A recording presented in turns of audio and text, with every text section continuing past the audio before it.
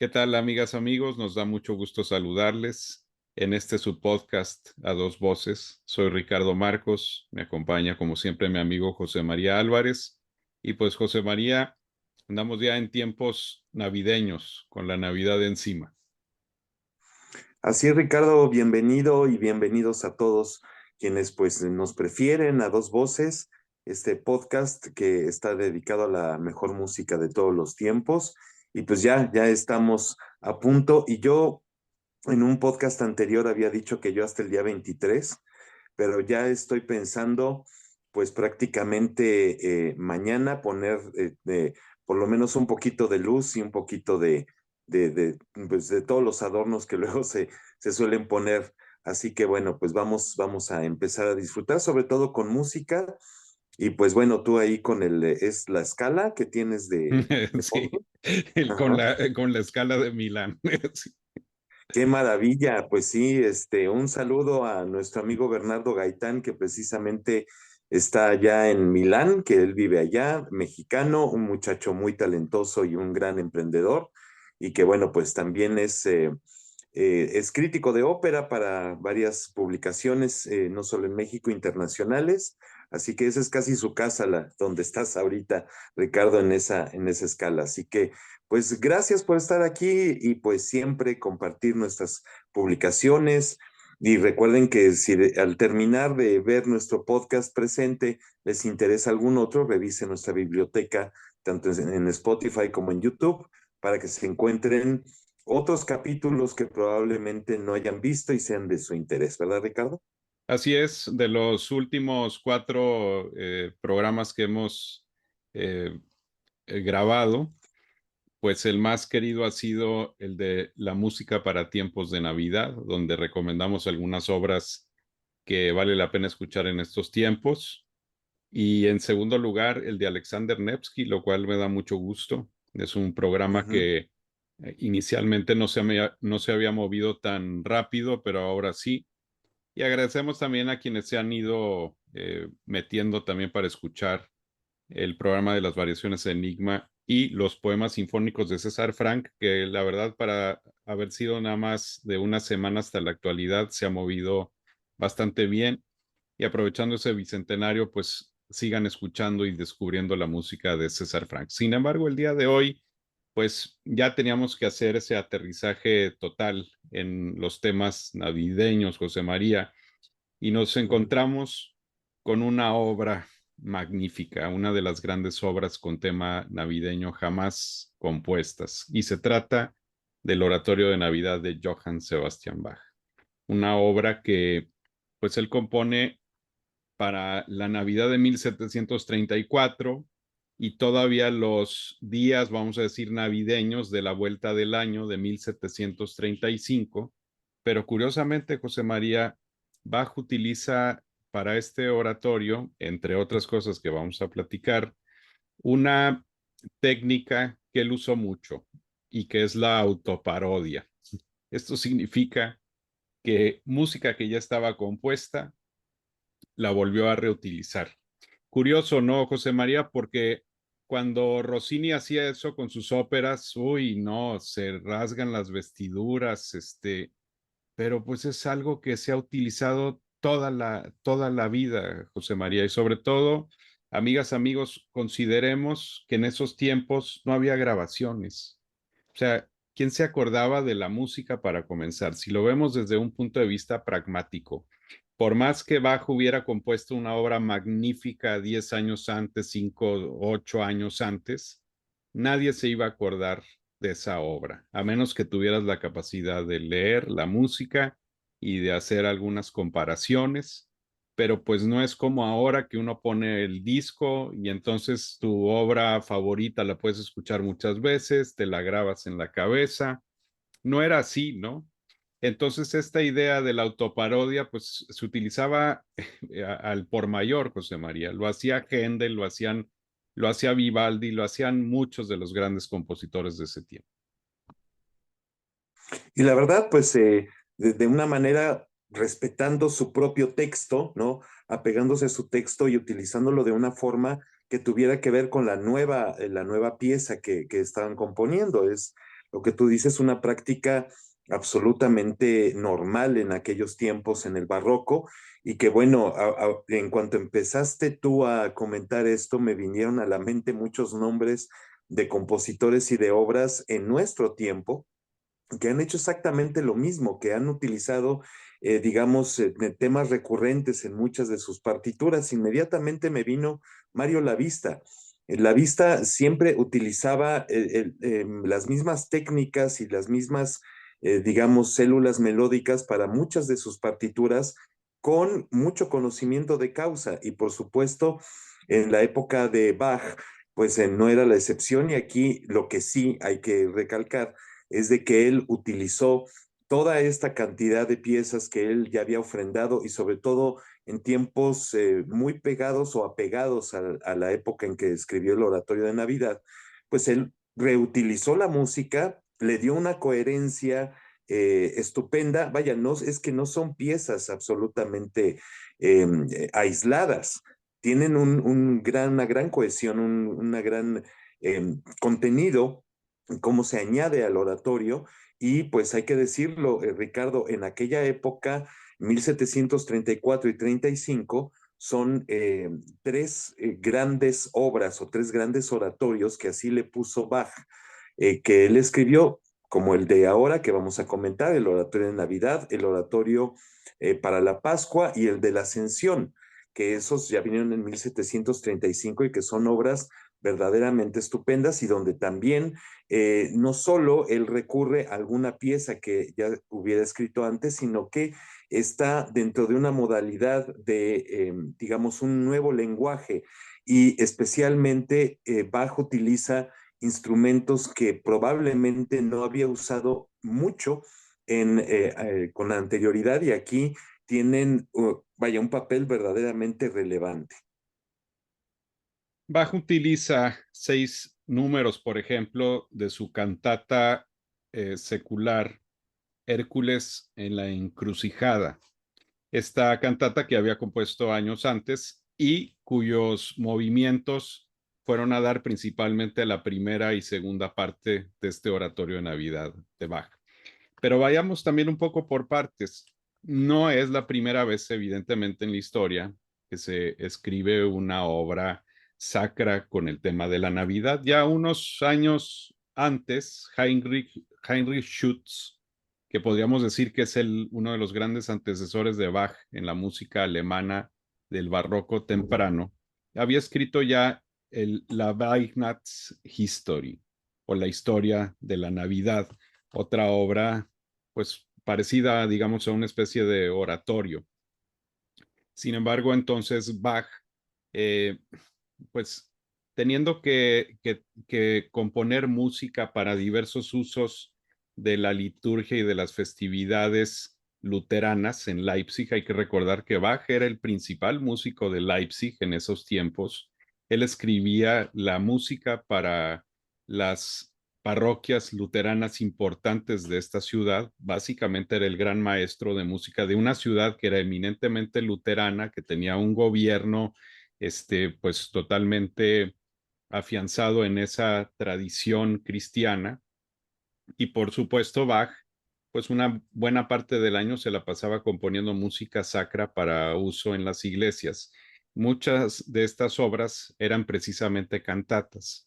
Podríamos ver entonces el oratorio de Navidad de Bach, pues en realidad como una colección de 6 cantatas.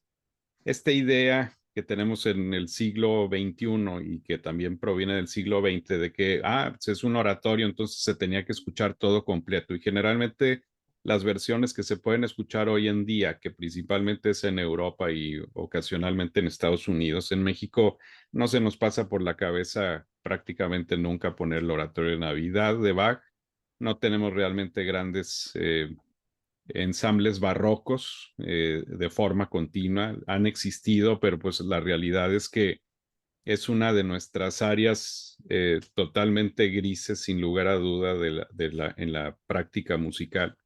Entonces, este oratorio de Navidad, en realidad, Bach lo había compuesto para ser interpretado en días particulares de la Navidad. De hecho, ahora que abordemos un poquito cada uno de los movimientos o de las cantatas, nos vamos a dar cuenta que estaban destinados para días particulares de la liturgia, no para ser interpretado de forma completa. De hecho, Bach nunca tocó este oratorio, nunca lo presentó en una sola sentada, sino que era una cantata que se escuchaba un día, luego otra cantata que se escuchaba otro día, y así sucesivamente hasta completar ese ciclo de 6 cantatas sobre temas navideños, pero sobre días particulares de la Navidad. Los 12 días de la Navidad, como se le dice, Ricardo, y que aquí efectivamente Bach, hay muchos especialistas que le dicen partes a cada una de las, pues sí, secciones del oratorio de Navidad y otros las refieren como cantatas, como tú lo dices. Y pues la primera de ellas fue escuchada en la Navidad de 1734. Se hizo, digamos, en función doble en justamente los lugares donde él presentaba muchas de sus obras sagradas, en la Thomaskirche y también en la Nikolaikirche. Las dos iglesias, digamos, en una se hizo en la mañana y la otra se hizo en la noche. Igualmente, la segunda parte se dejó hasta el día 26 de diciembre, en los mismos lugares. Claro, una se tocaba en la tarde, otra se tocaba en la noche, en fin, así se iba haciendo. La tercera parte se tocó al día siguiente, el día 27 de diciembre, digo, voy a hacer el paréntesis porque qué titánicos esfuerzos verdaderamente de aquellos músicos de, pues obviamente presentarlo de esta manera y con toda la concepción, como tú bien lo dijiste, de Bach, de que tuviera una coherencia. La cuarta parte se presentó el día 1 de enero de 1735 y que coincide con la fiesta de la circuncisión. Igualmente en todos estos lugares, en la Thomaskirche y en la Nikolaikirche en Leipzig, y también, bueno, ya el día 2, que coincidió con el primer domingo del año nuevo, fue presentada la quinta parte y al final, el día 6 de enero, en la fiesta de la Epifanía, la última parte de todas estas cantatas que hemos dicho. Así que efectivamente, pues se estaba pensado para una de estas festividades y de estos días en especial para que se presentara. Y bien, pues de alguna manera lo mismo, bueno, ocurre con lo que él pensó, los oratorios tanto de la Pascua como de la Ascensión, que tenían que ser presentados exactamente en los días que coincidían con esas festividades. Así que bueno, pues aquí lo que tenemos es una obra realmente monumental en donde pues hay solistas vocales, hay 4 solistas vocales, hay una orquestación, una instrumentación fabulosa con el bajo continuo en el órgano, y también se utilizan pues una cosa que la práctica en la actualidad es complicada. Se utilizan 3 tipos diferentes de oboes, y a diferencia de otras obras de Bach que utilizan las flautas dulces o las flautas de pico, pues aquí se utilizan las flautas transversales, las flautas transversas. Pero vaya, a mí me parece toda una genialidad, sobre todo cómo combina los instrumentos con algunas de las partes vocales de las arias y también de los puentes, que hace un recitativo, bueno, un recitador, que es prácticamente el que está narrando toda la historia, aunque no, Bach no abusa de este recitante o de este como narrador. La verdad es que sí, es un puente interesantísimo para cada una de las partes de la obra. Ese narrador nos va hilando la parte de la historia y, por supuesto, al resto de los números de conjunto, como ocurría generalmente con las cantatas luteranas de Bach para diversas fiestas del año o partes de la liturgia.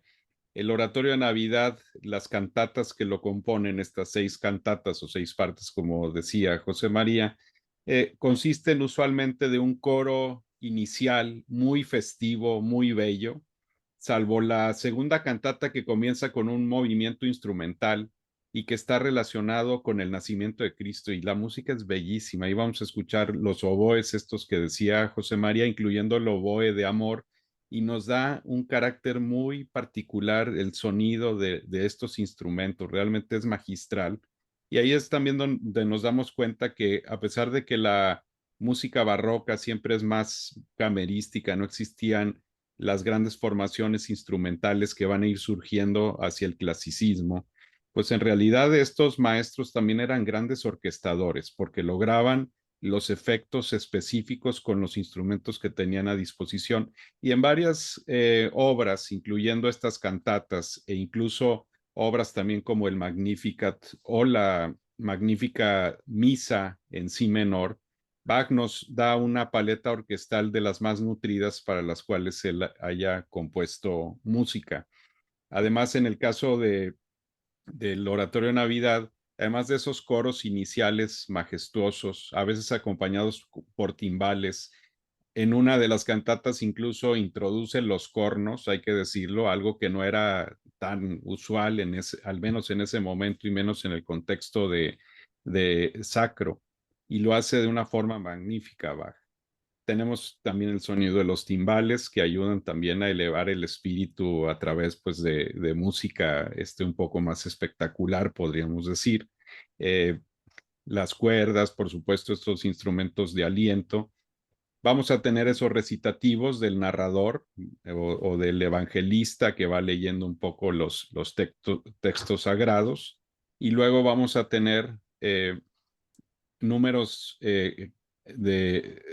para solistas, arias, para todos los solistas, que en este caso es soprano, contralto, tenor, bajo, además de algunos números en conjunto en donde los solistas cantan en conjunto y generalmente las partes o estas cantatas concluyen con un coral generalmente de características simples y generalmente lo que se esperaba en ese momento es que toda la congregación participara en los corales. Sin embargo, hay algo también que habría que apuntar a que a pesar de que estas cantatas fueron concebidas para ciertas fechas específicas, como ya lo decía José María, Bach seguía pensando, sin embargo, en una unidad, o sea, había una relación entre estas cantatas y tan es así que el coral final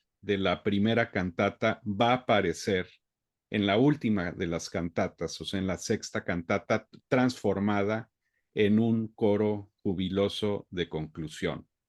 Evidentemente había una intencionalidad musical dramática de Bach, no era nada más ahí componer cantatas con elementos diversos, había un elemento de unicidad o unificación que Bach hizo y que, vamos a decir, relaciona a la primera de las cantatas con la última, que por cierto, estas cantatas extremas o externas utilizan los timbales, cosa que no se utiliza en todas las cantatas. Entonces ahí también hay una unicidad en el sentido orquestal. La segunda cantata que nos habla del nacimiento de Cristo es mucho más pastoral y se escuchan esos timbres particulares de los oboes y las flautas y sin grandes aspavientos orquestales, pero por otro lado, las dos cantatas externas más festivas, pues evidentemente utilizan toda la pompa con timbales e instrumentos de metal. Sí, y bueno, tú lo has dicho muy bien, de todo la forma como Bach hace la representación de cada una de las escenas, con no solo las voces, sino también con ciertos instrumentos.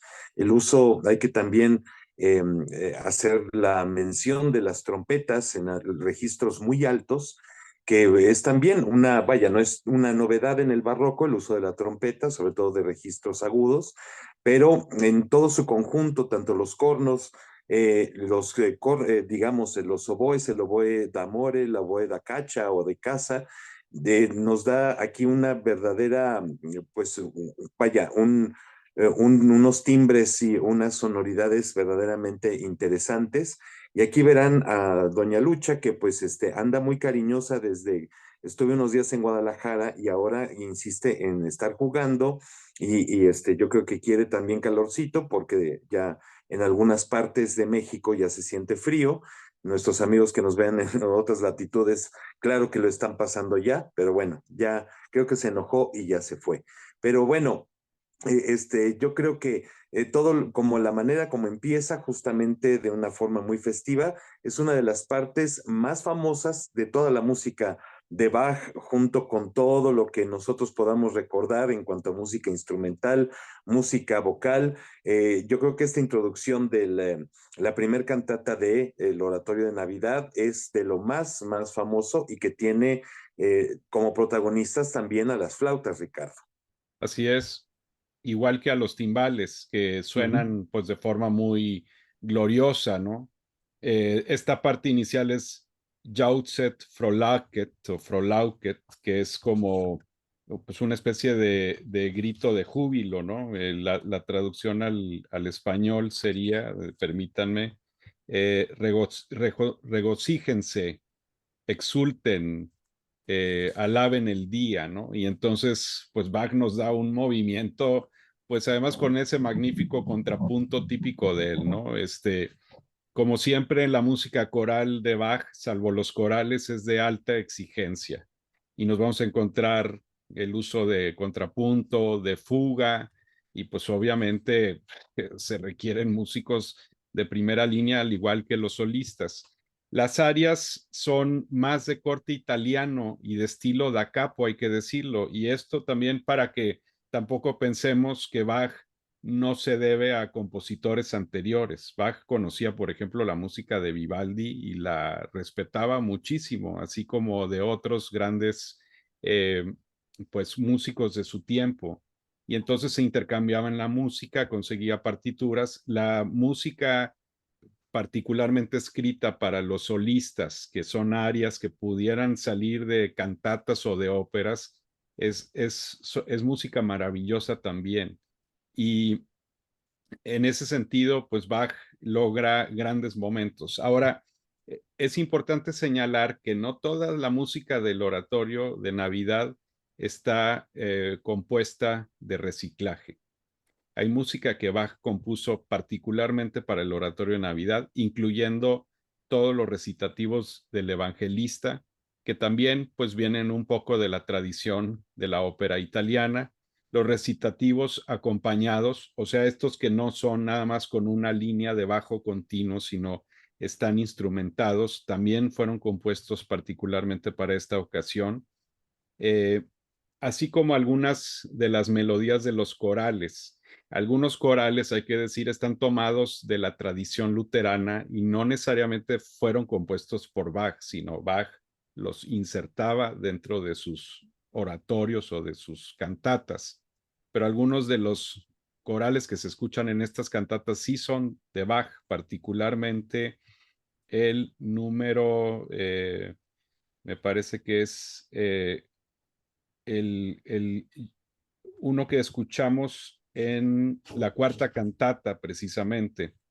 Y después el número del eco, que es entre el 38 y el 40, número 38 a 40, hay un área con eco en donde canta la soprano y hay una repetición ahí a la distancia de otra voz, que es un momento magistral también de este oratorio, y para el que Bach compuso y arregló la música precisamente con la intención de hacerlo este oratorio.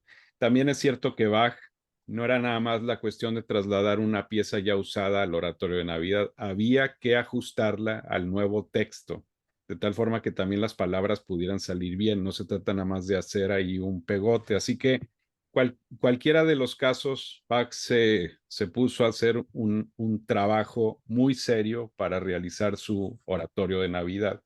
Y hablando de esa primera cantata, José María, otro de los grandes momentos que tenemos aquí, por ejemplo, es el área para alto que escuchamos en esta primera parte. Y hay una magnífica área para abajo, Gruscher Hell, que es un área maravillosa con solo de trompeta y pues también de carácter muy festivo. Esa área lo que dice en este caso es Gran Rey, Señor Todopoderoso, mi dulce Salvador.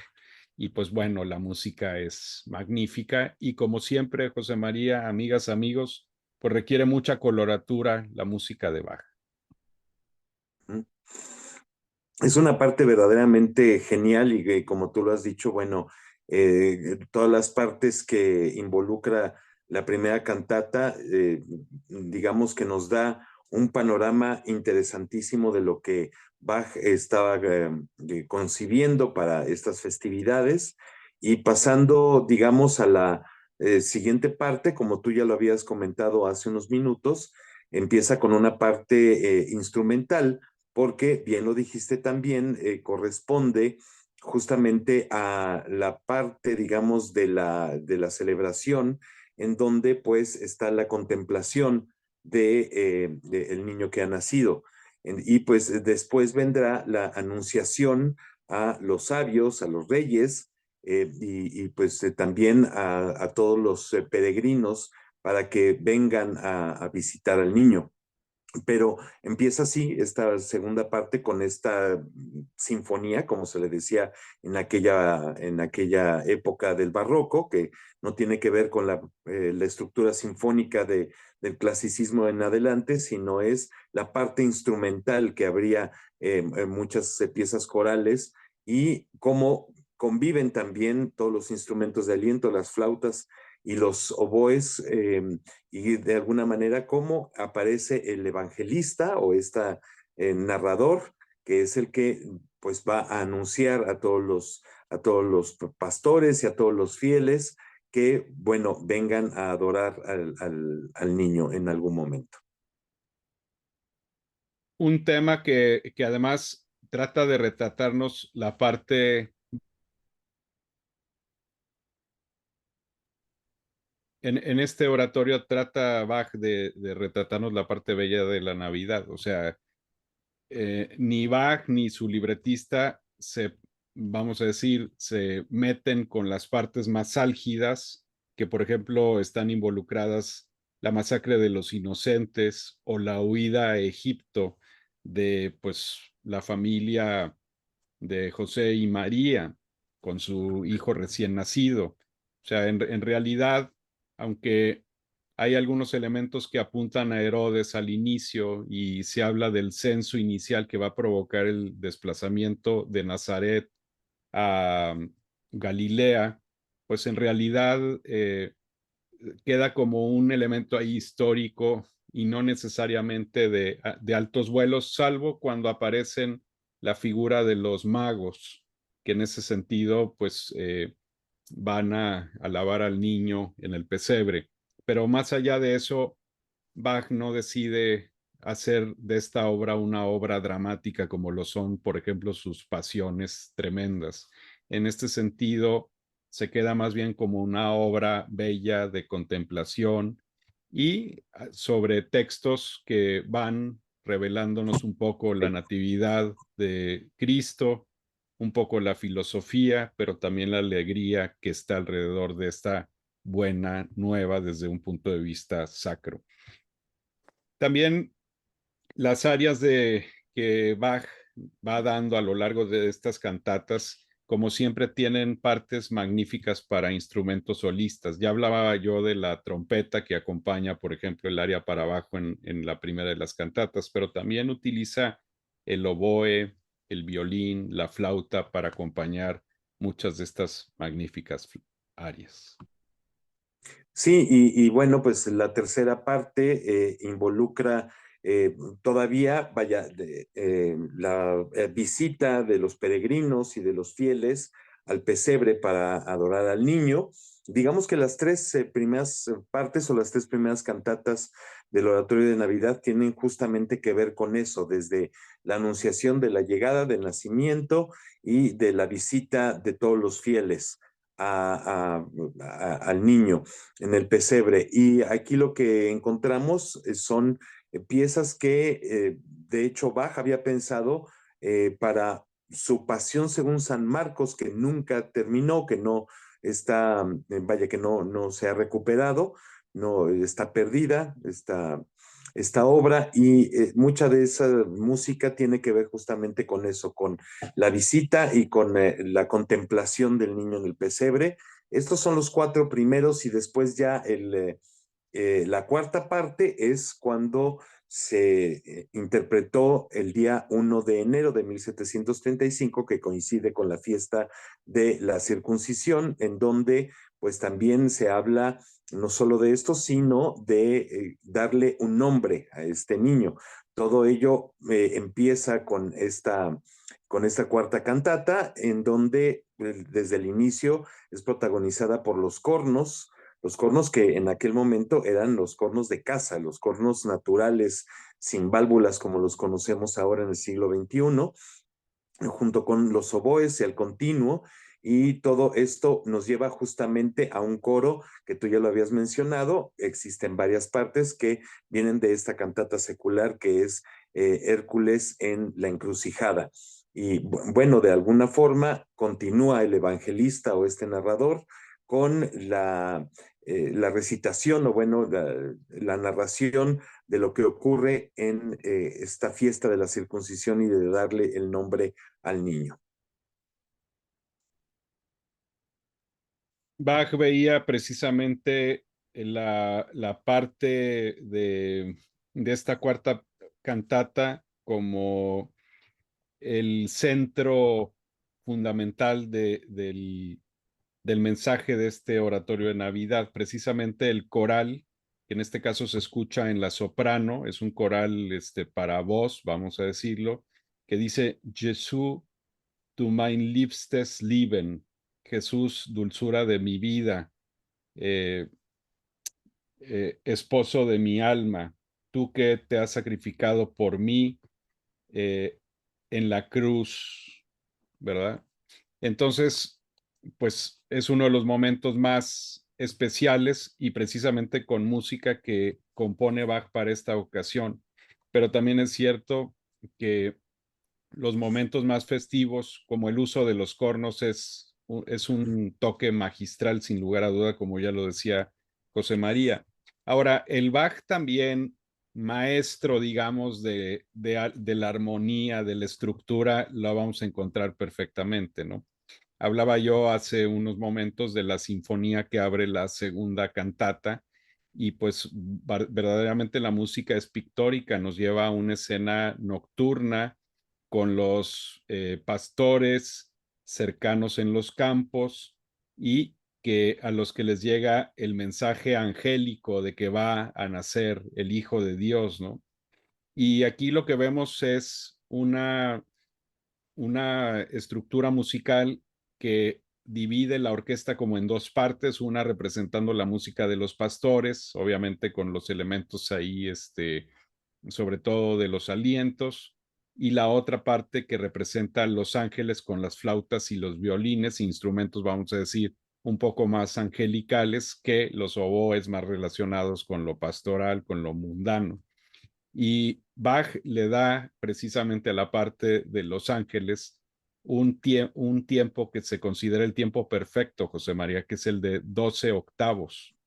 Y vamos a ver cómo estas dos orquestas se contestan de alguna forma hasta que al final, después de alternar esos conjuntos, finalmente Bach los unifica en una estructura a 8 partes magistral. O sea, y eso, pues nada más Bach, ¿no?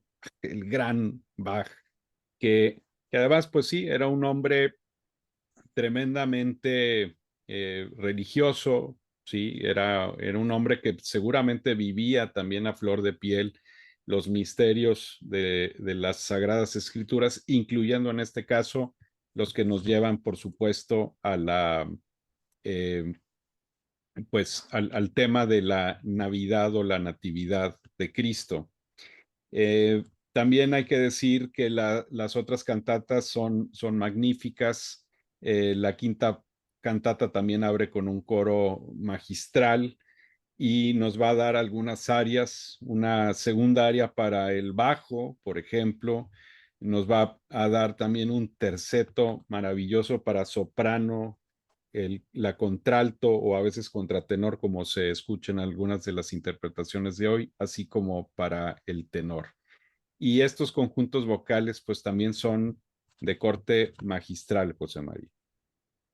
La quinta cantata es donde aparecen los tres hombres sabios, los tres reyes que llegan a visitar al niño y a darle sus obsequios. Y también en algún momento de esta quinta cantata es que el evangelista hace referencia al rey Herodes. Claro, tú ya lo dijiste, no de una manera dramática ni, digamos, fatalista, como podría escucharse en muchas otras obras que tocan este tema o este pasaje de la vida del niño recién nacido. Pero aquí escuchamos esta quinta parte en donde ocurren estas circunstancias y ya la sexta es cuando se toca en la fiesta de la Epifanía esta pieza y también empieza de una manera muy espectacular, por así decirlo, en donde, bueno, se está ya dando todo este recuento de lo que es Herodes y qué es lo que de alguna manera desea hacer. Y aquí pues escuchamos, sí, efectivamente, música que nos viene desde no solo otras obras de Johann Sebastian Bach, sino también obra o música totalmente original hecha para esta sección particular. Una cantata magistral, la sexta también, que comienza con este maravilloso coral, hay que decirlo, más bien coro, un coro poderoso, los timbales vuelven a aparecer en esta cantata. Eh, Dios permite que nuestra fe sea firme, más o menos dice esto, las palabras de este coro, y curiosamente en el recitativo nos va a hablar de cómo Herodes llamó a los hombres sabios, a los magos, que por cierto, José María, no tienen nada que ver con magos como los de Harry Potter, una pequeño, digamos, paréntesis, eh, vamos a decir, litúrgico. Los magos realmente eran una especie de sabios del oriente, o sea, magi también se les llama desde otras perspectivas. No tiene nada que ver ni siquiera si eran reyes, eran más bien pues sabios, representan los intelectuales de alguna forma que también se acercan a Cristo desde una perspectiva también. Herodes los manda a llamar y les dice que pues ha aparecido, que dónde va a aparecer esa estrella, ¿no? Que va a marcar el nacimiento de ese niño. Y, e incluso le da algunas líneas de canto a Herodes, ¿no? Curiosamente, y que generalmente se le pasa al bajo o al barítono. Y y pues después viene el recitativo de la soprano que dice tú hipócrita, tú quieres destruir al Señor, ¿no? Y es la parte confrontativa contra Herodes, que pues en realidad no desea nada bueno respecto a ese nacimiento. Viene también la maravillosa aria para soprano, Nur ein Wink von seinen Händen, o sea, solamente un gesto de sus manos va a alienar a ese hombre débil. Entonces, pues bueno, son áreas, como nos damos cuenta, sobre textos muy emotivos, muy sacros. Eh, Finalmente los magos van, pero deciden ya no regresar por vía de Herodes, o sea, llegan al lugar de la adoración o del nacimiento y regresan por otro lado, lo cual pues les permite regresar a sus pueblos desde otra vía. Eso es lo último que ya sabemos de Herodes en la historia, por lo tanto, las partes álgidas, como lo comentábamos, pues no aparecen ahí. Y lo que sí es que va a terminar con un magnífico coral, José María, porque este coral de la sexta cantata no es un coral simple como los que habíamos escuchado en las culminaciones anteriores, es más bien un coral muy bien trabajado, de mayor potencia, de mayor complejidad musical y que pues va a cerrar de forma magistral esta cantata. Y en donde además, con toda esta historia y la aparición de Herodes y de todos sus malos propósitos, pues es, digamos, un coral triunfal en donde, bueno, se anuncia que el niño está protegido, que ha salvado todos los peligros, y eso es de alguna manera representado de una manera muy, estoy diciendo mucho de una manera, es mi muletilla de hoy, es representado por Bach de una forma bien importante. Yo creo que es un gran final a esta música que además, vaya, así como comenzó de una manera muy festiva, con una calidad emocional sobre todo extraordinaria, aquí culmina con esa pujanza, con esa gran sonrisa, con esa parte muy brillante. Y bueno, pues es esta música que parecería que todas estas 6 partes durarían por toda la eternidad, y no, es una pieza muy compacta, muy bien pensada, y que, bueno, tú lo habías hablado al principio cuando empezamos a conversar de este asunto. Desafortunadamente en México no existe la gran tradición como hay en otros países, especialmente en Europa, claro, también en Estados Unidos. Tenemos también el ejemplo de Japón con Masaki Suzuki, me parece que se llama, con su Bach Collegium, que vaya, han grabado todas las cantatas de Bach y son verdaderos especialistas en la música, como se le llama ahora, históricamente informada. Pero bueno, sí tenemos algunas orquestas aquí en México. Está la Academia de Música Antigua de la UNAM, pero vaya, están haciendo una programación que va acorde a ciertas cosas que yo pues todavía no comprendo muy bien, pero bueno, sí hay que agradecerle otra vez, como lo hemos hecho en nuestros podcasts. Hace algunos años la hizo Carlos Miguel Prieto con la Sinfónica Nacional, lo cual hacer este tipo de música con una orquesta sinfónica, digamos, con instrumentos absolutamente del siglo XIX o XX, vaya, y con la afinación que parecería de nuestros tiempos, hay que aplaudirlo definitivamente, hay que recalcar la labor de Carlos Miguel Prieto haciendo estas obras corales que han sido pues de repente tan alejadas de nuestros escenarios. La misa en si menor, el oratorio de Navidad, ha hecho también el oratorio de Pascua y las otras obras que ya había comentado, El sueño de Gedosio de Elgar, en fin, un repertorio que la verdad sí hay que aplaudirle la gestión a Carlos por todos estos años en donde aparecieron finalmente, bueno, en Palacio de Bellas Artes, esta música que es indispensable en el repertorio y que de alguna manera también, pues no podemos escuchar con mucha continuidad porque aunque vaya, tenemos excelentes instrumentistas en todo México,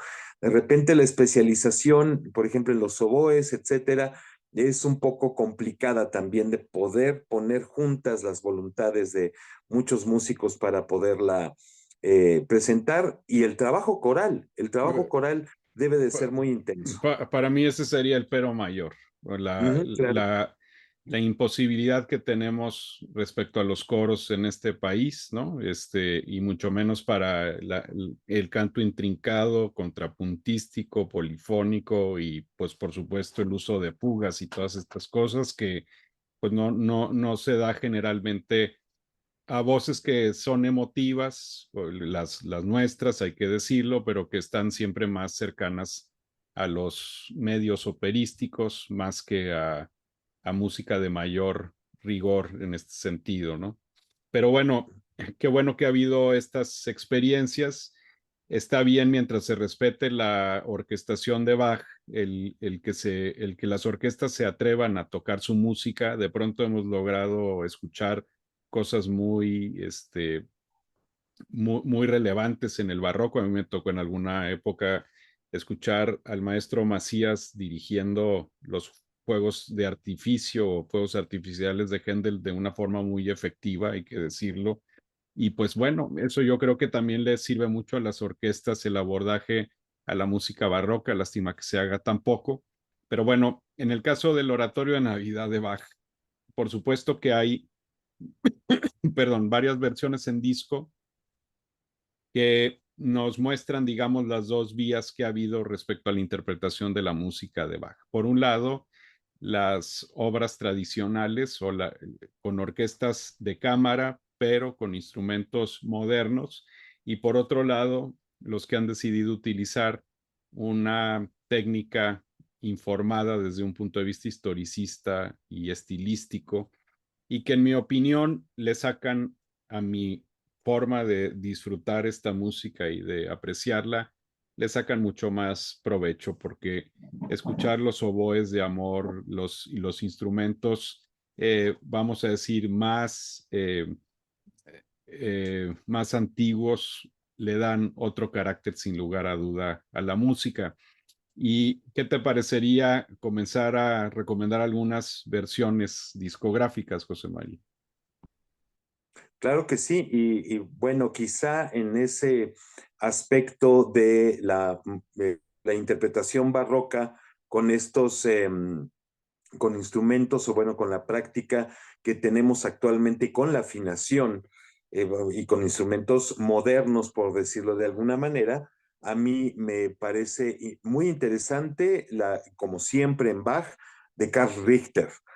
A mí me parece extraordinaria esa versión que tú tienes ahí en tus manos y que es verdaderamente suprema. Karl Richter haciendo música instrumental de Bach como su música de órgano, que era un gran organista, Karl Richter, y su música instrumental, obviamente también la parte coral, a mí me parece que vale la pena que la escuchen nuestros amigos.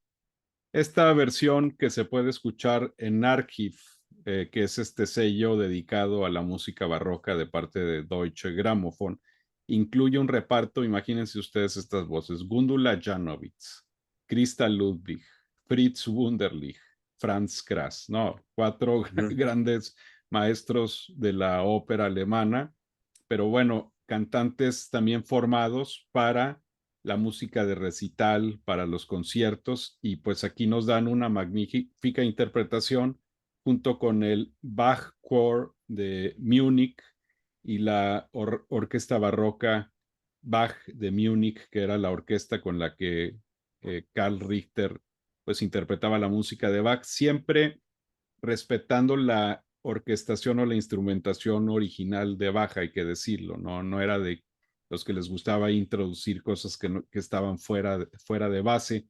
Sin embargo, hablando de las interpretaciones tradicionalistas, a mí en lo personal, y esto es obviamente personal, hay una que me gusta más, y es de otro director que hizo mucho por la música barroca en el siglo XX.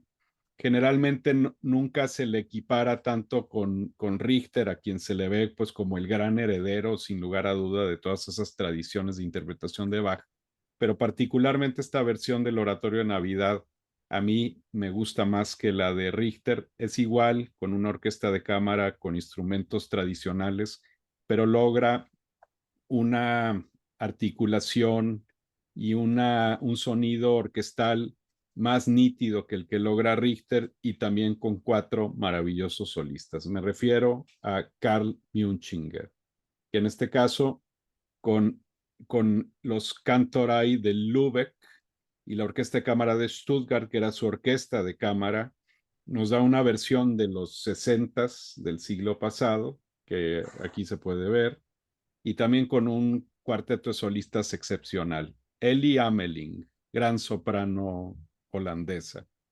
Helen, Helen Watts, contralto inglesa maravillosa en recitales.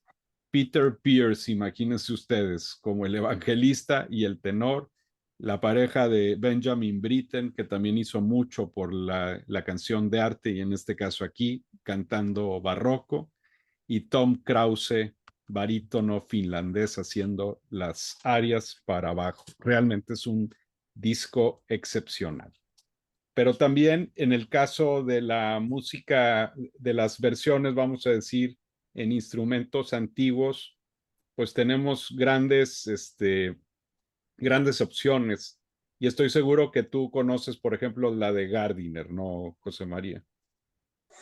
Sí, por supuesto la de Gardiner, pero que viene después de Nikolaus Harnoncourt, que es, digamos, punta de lanza en este tipo de interpretación históricamente informada y que curiosamente ahora los especialistas históricamente informados no les gustan este tipo de versiones, pero bueno, esto es una forma muy fiel al texto original de Johann Sebastian Bach.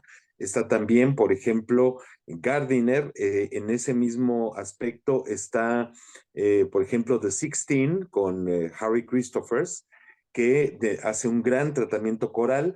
Y estoy aquí revisando, por supuesto, no pueden faltar esas versiones en donde, aunque de alguna manera la orquestación hasta se siente un poquito pesada, pero la admiración y la manera de hacer a Bach es indiscutible, tanto de Otto Klemperer como de Eugen Jochum, que son dos grandes intérpretes también de la música de Bach y especialmente que grabaron este oratorio de Navidad.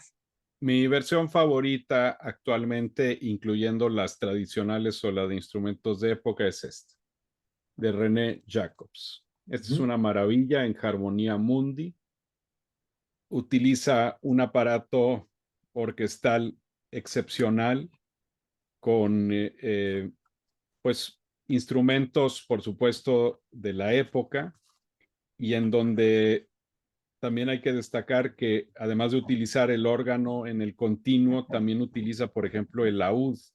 Y eso es genial porque para los recitativos le da un carácter muy particular, además obviamente de los instrumentos usuales, las flautas, oboes de amor, cornos, trompetas, timbales, y además con un buen cuarteto de solistas también. Este oratorio de Navidad es con el coro de cámara Rías, que es generalmente con el cual Jacobs se graba las obras barrocas o clásicas. La Academia, la Academie für Alte Musik de Berlín, que es una gran orquesta barroca en instrumentos antiguos. Dorothea Roschmann, soprano. Andreas Scholl, que es contratenor, que es un magnífico contratenor, hay que decirlo, que aquí aborda las partes para contralto. Werner Güra, tenor, y Klaus Hager, bajo. O sea, 4 artistas alemanes totalmente identificados con el estilo de Johann Sebastian Bach. Es realmente un disco magistral. Y como lo he comentado, es cierto, las interpretaciones en instrumentos antiguos nos permiten escuchar otro tipo de texturas sonoras y que de alguna forma hacen que esta música pues sea reveladora, ¿no? Y no nada más en un sentido de perfección sonora que puede lograrse a veces con las orquestas de cámara e instrumentos tradicionales. Aquí los timbres particulares de los instrumentos, de las cuerdas, el uso más contenido del vibrato y de los portamentos hacen que la música vuelva a surgir fresca ante nuestros oídos. Pues son muy buenas recomendaciones, creo yo, Ricardo. También, por ejemplo, un gran intérprete de Bach, aunque luego se queda a la sombra de todos estos monstruos que hemos comentado, es Ton Kopman, que no solo ha grabado toda la obra de Bach para órgano, sino que se dio a la tarea de hacer una nueva versión de las cantatas en la época en que se estaban reeditando las versiones de Harnoncourt y de Gustav Leonhardt. Y pues también está disponible esta grabación de Tom Kopman con su Orquesta Barroca de Ámsterdam, que es un grupo que nos da también una cara distinta a todo lo que ya habíamos platicado. Pues bueno, ahí está esperemos esta introducción agradable al oratorio de Navidad de Bach o este conjunto de cantatas que forman el oratorio de Navidad de Bach. Y como siempre, José María, pues se invita a escuchar la música, ¿no? Exactamente, existen ya muchas plataformas para que podamos acceder a ello y no hay pretexto para no oír la música. Vaya, si no contamos con una suscripción a cualquier plataforma, ahí está YouTube, aquí está la plataforma de YouTube en donde estamos ahora, en donde ustedes pueden escuchar, aunque sea, vaya, ponerlo en video, pero hay muchísimas versiones históricas, versiones muy recientes, así que hay que explorar más de esta música que ya hemos comentado aquí. y pues esperando que estén con nosotros en la próxima emisión. Así es, los esperamos con otro tema navideño adecuado para estos tiempos y por lo pronto les mandamos un gran saludo deseándoles lo mejor. Muchas gracias, José María. Gracias, Ricardo, y nos vemos y escuchamos en la próxima. Hasta pronto con más de la mejor música.